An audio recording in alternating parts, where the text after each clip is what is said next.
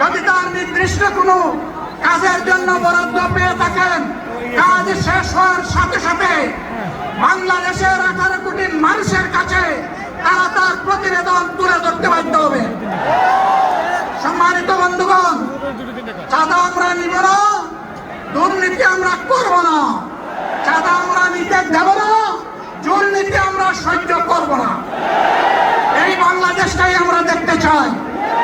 যুবকদেরকে আমরা স্পষ্ট ভাষায় বলতে চাই, বন্ধুগণ, তোমাদের সাথে আমরা আছি। আমি আজকে জামাতের আমির হিসাবে এখানে কথা বলতে আসিনি।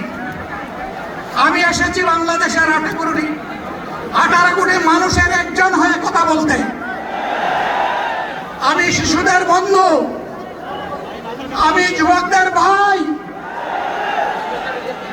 আমি বয়স্কদের সহযোদ্ধা।